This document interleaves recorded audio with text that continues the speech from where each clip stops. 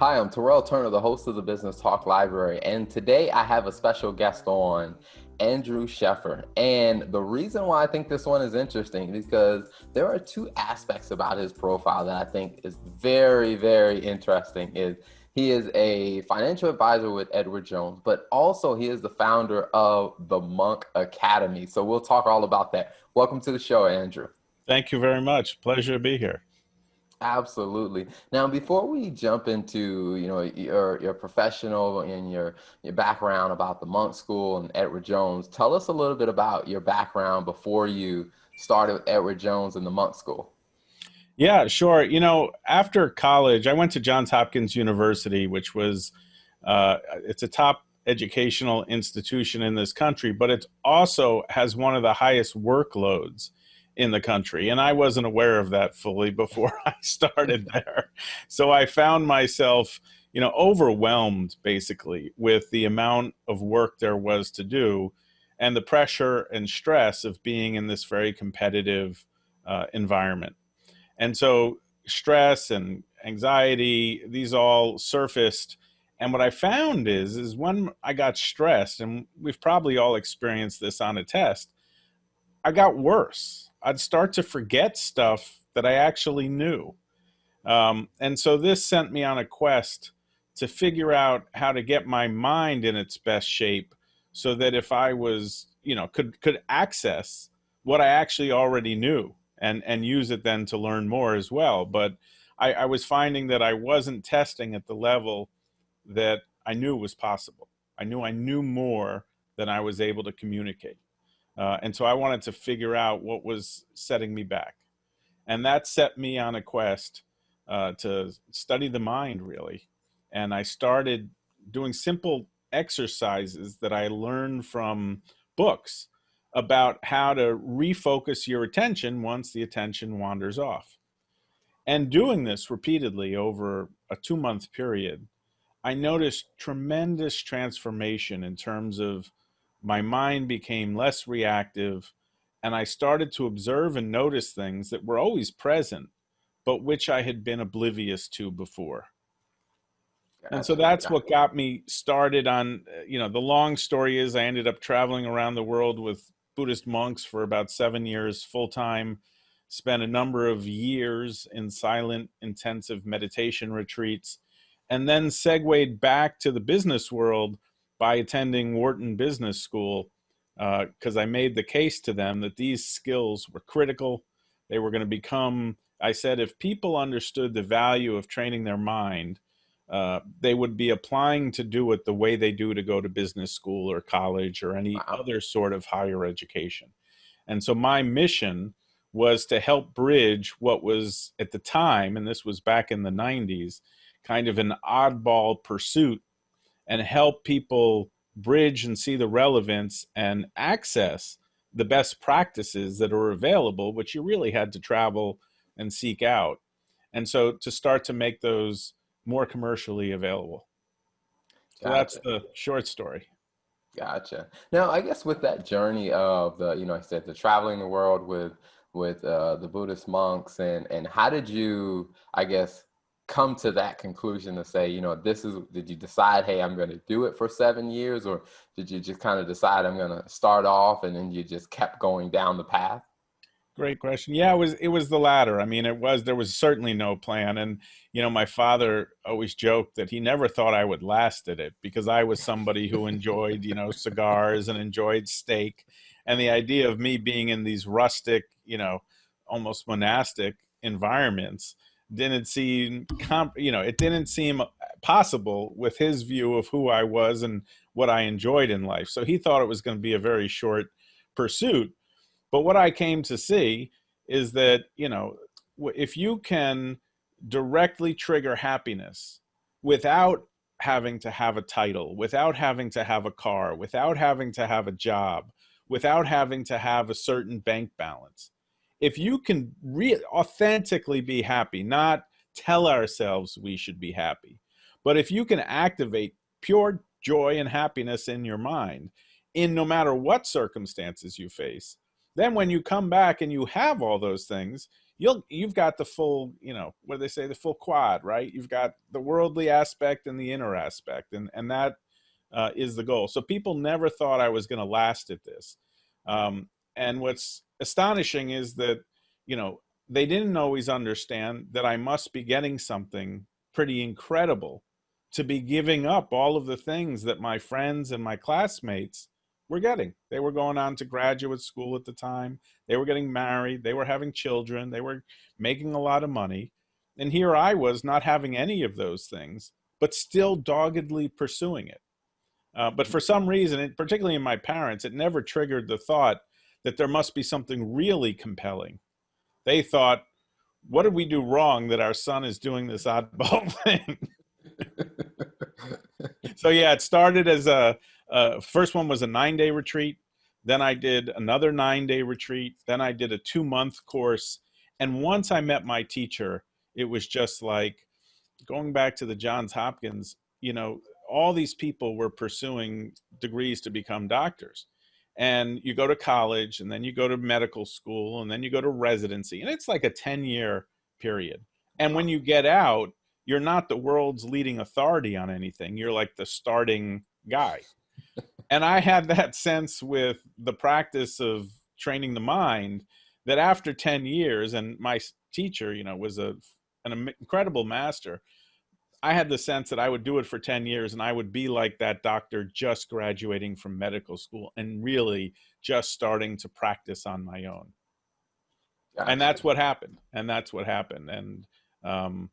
fast forward, I did that 7-year period, and knowing I was going to go to graduate school as a transition from this very non-traditional pursuit to a kind of a more recognizable, and fortunately getting into some very well-recognized business school brands, I was then able to leverage that to get jobs on Wall Street from people who, 6 months earlier would never talk to me.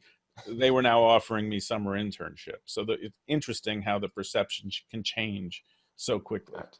hmm Now, how did you find, as you were going through the Wharton Business School, some of the practices that you had learned over the 7 years? Did you notice a big difference between how you handled graduate school from your time at Johns Hopkins? Yeah, I mean, it started in taking the tests to get into business school. In college, I can't remember the SAT score. I think I had 1260, but it was a totally different scoring system back in the day, but it was probably in the 80th percentile, something like, certainly not, one of the, I didn't test as one of the brightest people in the room. When it came to graduate school and the GMATs, I was in the 98th percentile. So Wow. there was an amazing difference. And what was so interesting is when you get into this mix of very talented people, again, anxiety and stress emerges for many people. And I was able to calm you know, those, those anxiety and stress down, whereas other people didn't have a successful an ability to do that.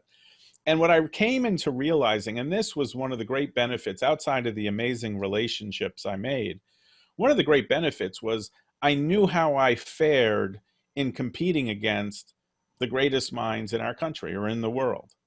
And I got the sense I have a different perspective, and it's adds value in very distinct and special ways.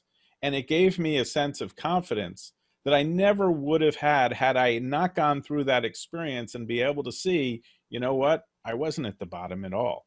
And other times I was actually quite near the top.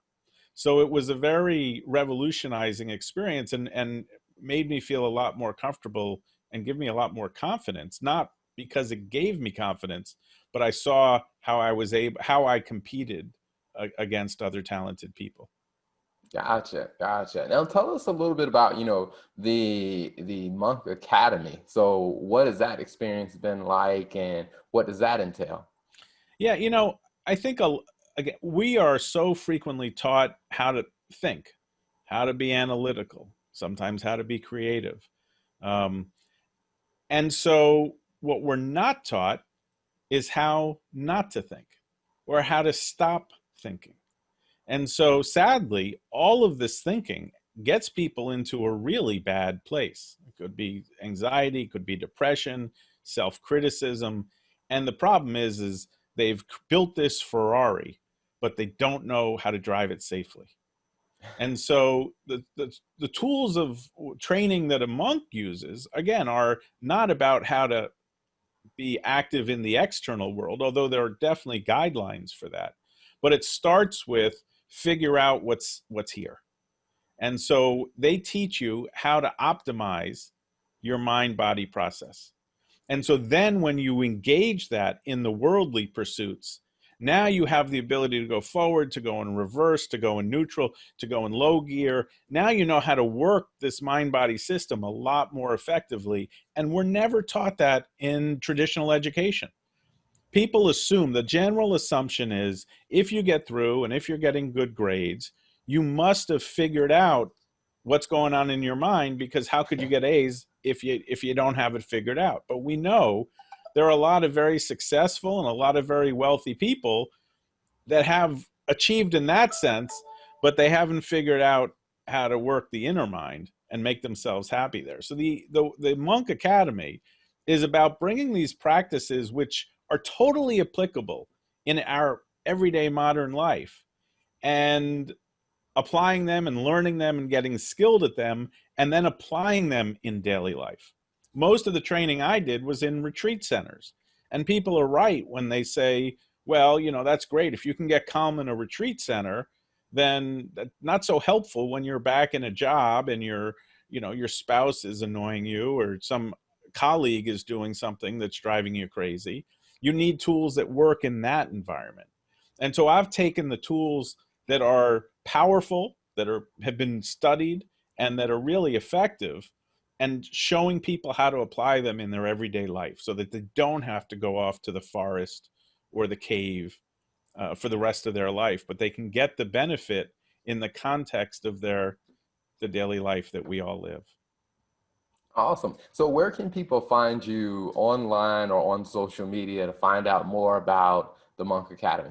Well, thanks. I do have mindfulness.business is one starting point, and andrewscheffer.com. And I am actually updating these with resources all the time. And of course, I'm on LinkedIn and Facebook, and I'm easy to find in any of these places. So thank you for asking if people reach out and friend me on LinkedIn. Or I love having conversations like this, because representing this is a body of wisdom that has been alive. I can trace it back for 2,500 years. And so this is like for humanity, and we all should be able to access this. We should all be able to benefit from this. And a lot of times people are putting their own spin on it. And so they're not giving people access to the source. And so what the Monk Academy is it's not my opinion on things. It's the practices that people have been doing for thousands of years, but it's just contextualized in work life, in family life, in daily lay life. Awesome. Now, before we wrap up, one question that I like to ask every guest that comes on is, when you think about, your specific area of expertise and your skill set, what are two pieces of advice that you would share with entrepreneurs? Yeah, I mean, it's interesting. I am an entrepreneur as well. And I think as an entrepreneur, we can all spend an enormous amount of our time being busy, doing work, chasing the latest funnel, the latest widget, the latest marketing, the latest pixel. And we think we're really working on the business, but because we're missing kind of the bigger picture or some element of the total picture, all of that time and energy isn't producing results. And so, that ability to focus or to really become productive, there's nothing more important than it. And for a lot of people, the mind is a secondary tool. Their business activity is how they're judging themselves and how they're measuring themselves. But if they can shift to realizing that they're actually, every thought they have is arising in their mind. Everything they see is going through a filter that's ending up in their mind. Their mind, it's the center of it all. And so the most important work any entrepreneur can do, even if you're trying to make money, is to get your mind into the best possible shape possible. And many people wait thinking that all these business activities are the priority, and I'll get to my mind when I've made my money. And I Wow. and and I can tell you, having worked with incredibly wealthy people, that there are many very wealthy people that's mind is a mess, even though their bank accounts are in great shape.